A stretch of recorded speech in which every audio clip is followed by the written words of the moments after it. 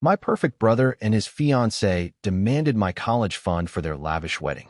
When my dad said, "It's not like you'll ever amount to anything," I smiled, transferred every dollar, and walked into the ceremony holding the one envelope that could ruin everything. I, 24M, watched my father hand over my entire college fund to my brother without even asking me. The money I'd been promised since I was 12, the $50,000 that was supposed to secure my future, disappeared in one conversation over dinner. My brother needed it for his wedding venue, my father explained, because apparently a country club reception was more important than my education. The betrayal hit harder than the financial loss. My brother sat there smirking while his fiancée gushed about Italian marble floors and crystal chandeliers. When I tried to protest, my father cut me off with words that burned themselves into my memory. He told me it wasn't like I'd ever amount to anything anyway, that my brother had real potential, real prospects. The golden child deserved golden treatment. I smiled and nodded, congratulated them on their engagement, and excused myself early. Nobody questioned it. They were too busy planning their fairy tale wedding to notice the look in my eyes. That night, I made a decision that would change everything. The next morning, I drove to the bank and opened my own account. I transferred every remaining dollar from my personal savings, about $3,000 I'd earned from part-time jobs. Then I did something that felt both terrifying and liberating. I took out a student loan for the maximum amount possible, using my college acceptance letter as collateral. The loan officer was sympathetic to my situation, and within a week, I had access to funds that would cover my first 2 years of education. But that wasn't enough. I needed more than just survival money. I needed leverage. My brother had always been careless with information. Growing up in the same house, I'd overheard countless phone conversations, seen documents left on kitchen counters, witnessed arguments between him and his fiancée when they thought nobody was listening.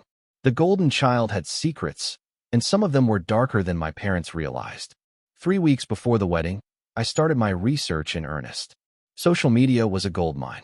His fiancée posted everything online, and through her tagged photos and location check-ins, I pieced together a timeline that made my stomach turn. The affair had been going on for 8 months before they announced their engagement. The other person was married, had children, and worked at the same company where my brother had his internship.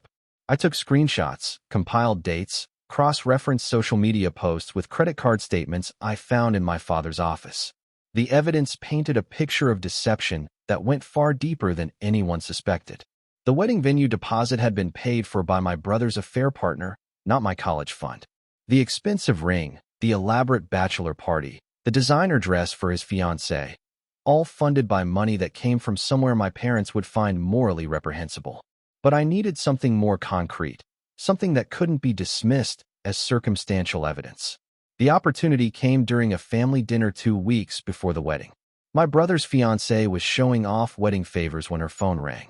She stepped outside to take the call, leaving her purse on the kitchen counter. Her laptop bag was right next to it, partially unzipped. Inside, I could see the corner of a manila folder. I excused myself to use the bathroom and made a detour through the kitchen. The folder contained bank statements, text message printouts, and photographs that confirmed everything I'd suspected.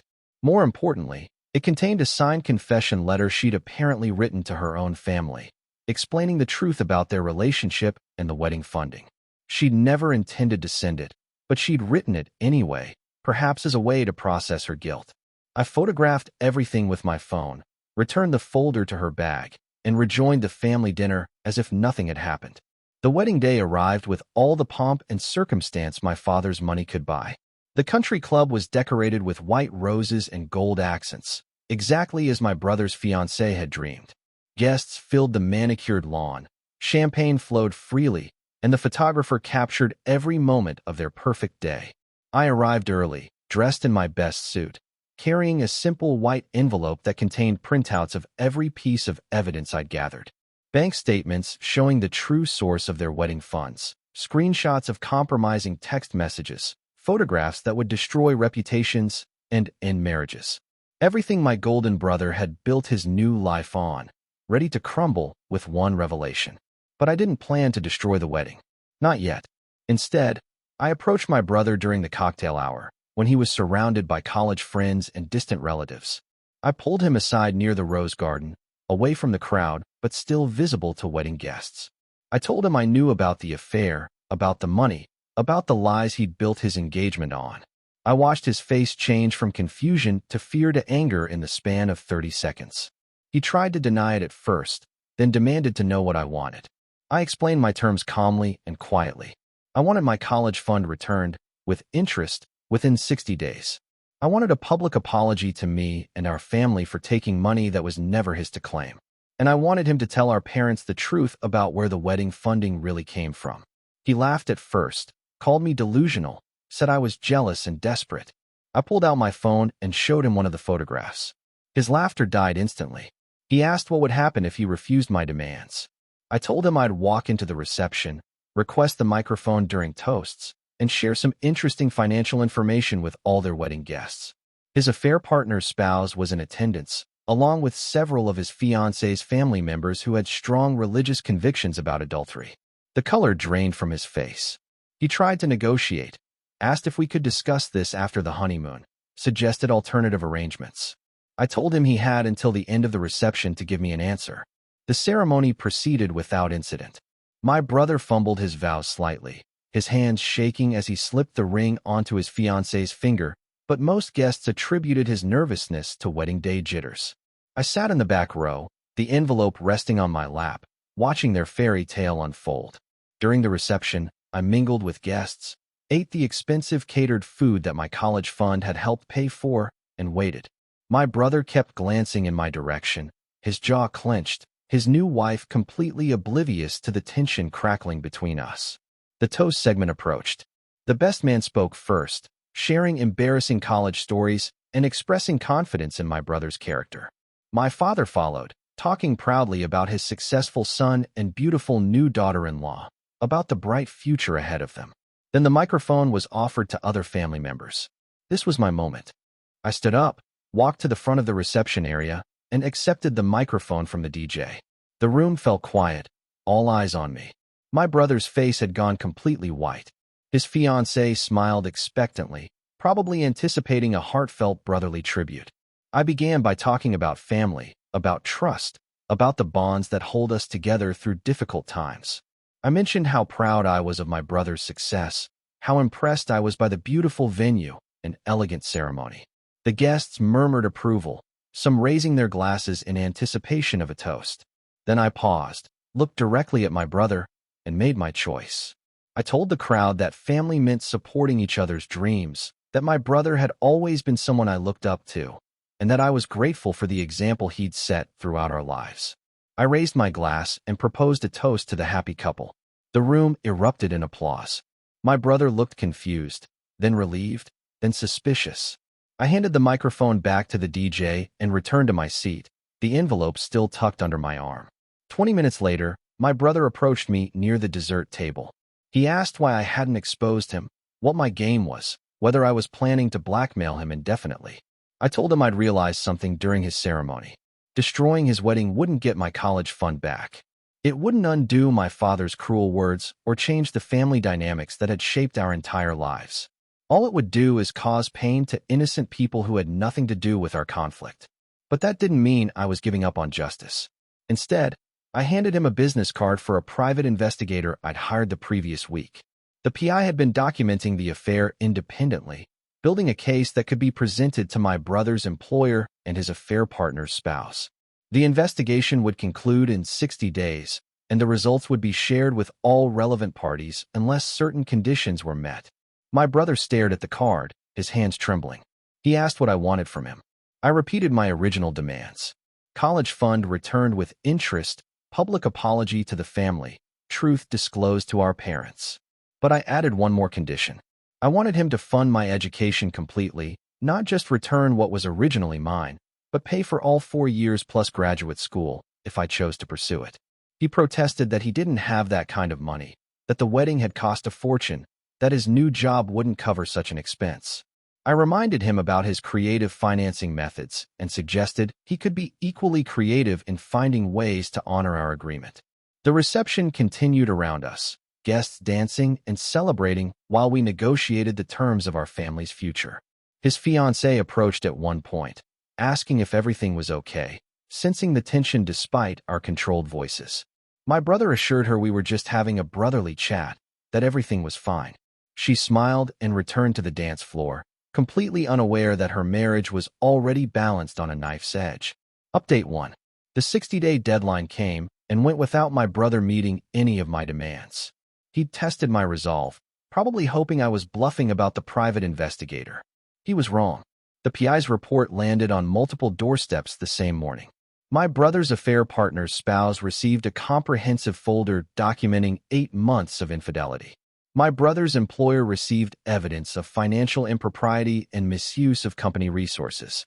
My parents received bank statements showing the true source of their son's wedding funding. The fallout was swift and brutal.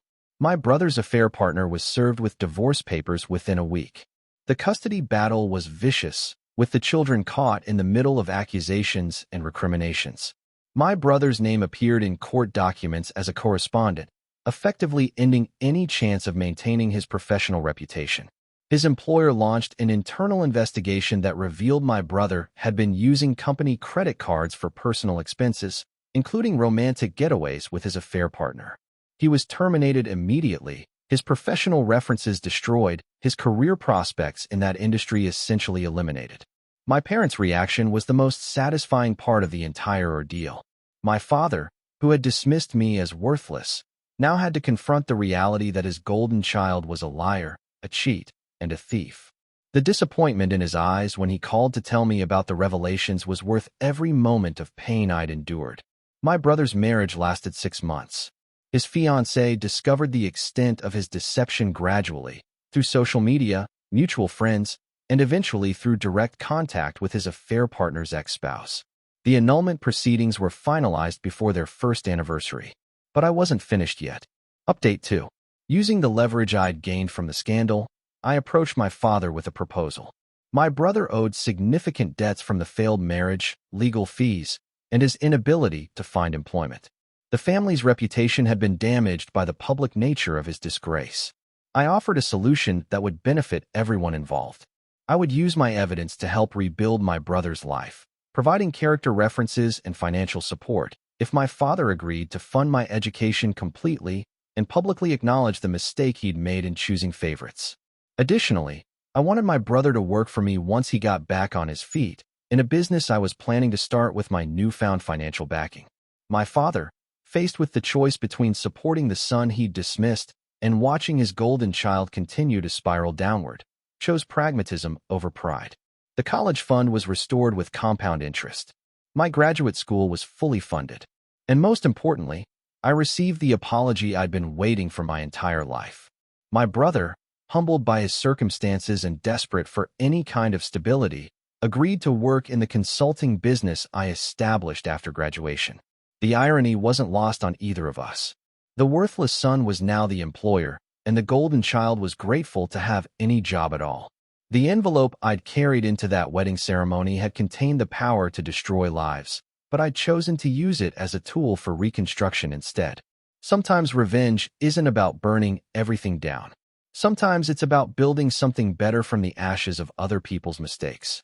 I kept that envelope as a reminder of the moment I chose my own path over the one my family had tried to force me down. It sits in my office now, next to my college diploma and my graduate degree, proof that being underestimated can be the greatest gift of all. My brother learned humility the hard way, but he learned it completely. My father learned that worth isn't determined by favoritism or expectations, but by character and perseverance. And I learned that sometimes the best revenge is simply refusing to let other people's opinions define your potential. The family dynamics that had shaped my childhood were permanently altered, but not in the destructive way I'd originally planned. Instead of tearing us apart, the truth had forced us to rebuild our relationships on more honest ground. My brother and I would never be close in the traditional sense, but we developed a working relationship based on mutual respect rather than sibling rivalry. My father and I reconciled slowly, through shared business interests and his genuine efforts to make amends for years of dismissive treatment. The golden child pedestal was dismantled permanently, replaced by a more equitable recognition of each son's individual strengths and contributions. Looking back, I realized that walking into that wedding ceremony with evidence of my brother's deception was the easy part. The real challenge was deciding how to use that power responsibly, how to seek justice without becoming the kind of person I'd always resented. The envelope gave me leverage, but wisdom taught me how to use it constructively. That's the difference between revenge and justice. Revenge seeks to destroy, but justice seeks to restore balance. I got everything I wanted: my education, my father's respect, my brother's acknowledgement of wrongdoing, without destroying the lives of innocent people or becoming consumed by bitterness. The golden child fell from grace, but he was given the opportunity to rebuild himself on more solid ground. The dismissed son rose to prominence, but he used his success to elevate others rather than crush his former oppressors.